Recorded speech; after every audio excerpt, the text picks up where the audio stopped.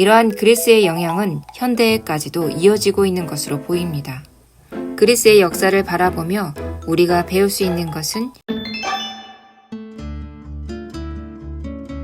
역사는 유기적으로 연결되어 시대의 흐름을 따라 변화하고 있습니다. 역사는 세상 전반의 다양한 분야를 아우르며 흐르고 있는데요. 그중 고대 그리스는 특별히 서양의 역사에 있어서 거의 모든 것의 기반이 되었다고 할 수 있으니 그리스를 빼고 서양의 역사를 다루는 것은 불가능해 보입니다. 르네상스는 그리스와 로마의 문화를 재해석하고 다시 수용하는 것에서부터 시작했습니다.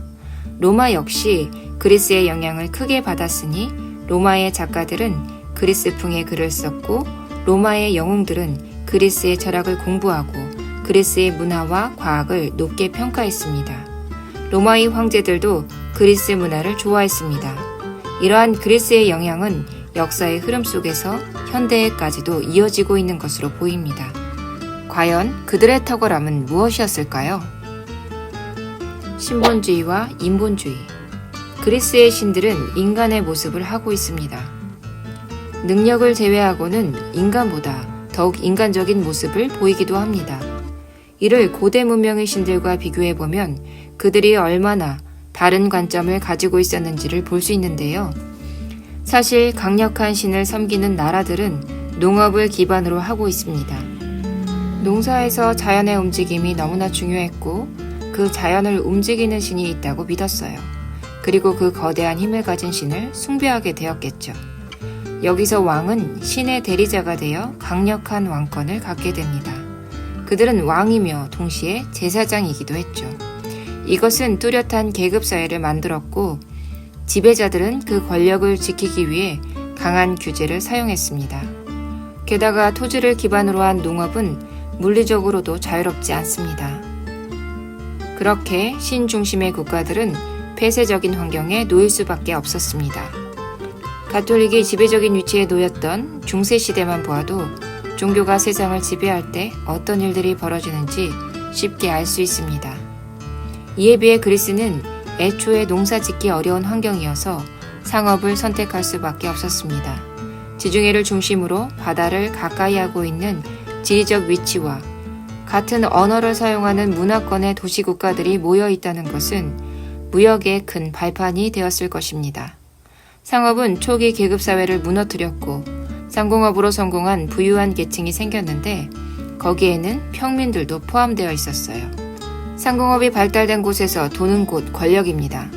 신본주의의 계급사회에서는 계급을 뛰어넘기가 거의 불가능했다면 상공업의 도시에서는 가능성이 있는 게임이었겠죠.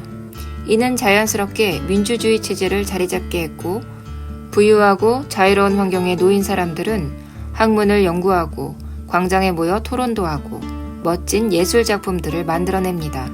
그들에게도 신이 있었지만 그들이 그리는 신의 모습은 인간과 매우 닮아 있습니다. 이렇게 그리스는 인간 중심의 문화를 형성합니다. 민주주의의 발판 아테네. 아테네의 자유로운 정신은 민주주의가 꽃피우기 좋은 기반을 만들어 주었지만 참주정과 민주정을 오락가락하며 방황의 시기를 거치기도 합니다. 그러나 화폐의 사용이 활발해지자 상공업이 번창하였고 그에 따라 부유한 평민들이 나타나게 됩니다.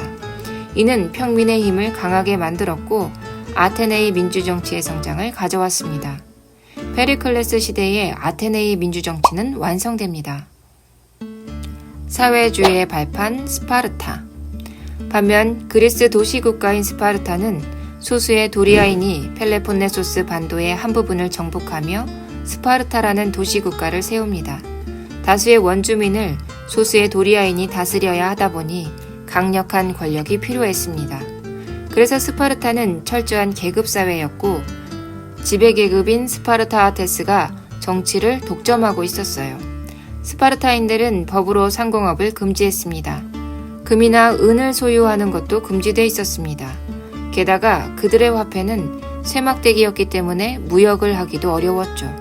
사실상 스파르타는 농경사회였고 법으로 부를 균등하게 나누려고 노력했습니다. 그것은 실패로 돌아갔지만 플라톤에겐 매우 흥미로웠던 것 같습니다. 그에 져서 국가에서 말하는 이상국가의 모습은 스파르타를 닮아 있습니다.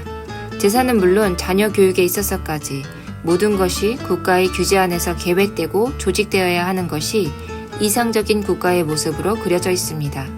이는 후에 사회주의에 영향을 주게 됩니다. 역사를 옳고 그름으로 판단하는 것은 어리석은 일입니다.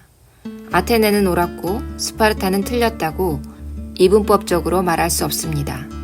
하지만 우리는 각자의 상황 속에서 필요에 의해 자연스럽게 나타나는 시대의 특징들을 읽어낼 수 있습니다.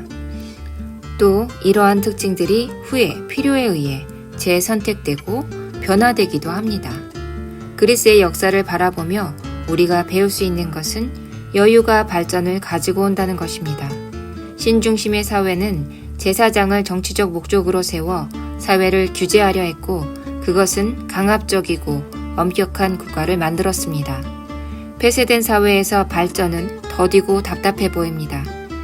중세의 어둠을 지나 르네상스 문예부흥의 시기로 넘어갈 수 있었던 것은 그리스의 불을 기반으로 다져놓은 학문과 문화를 재탐구하고 재발견하는 것에서부터 시작되었습니다.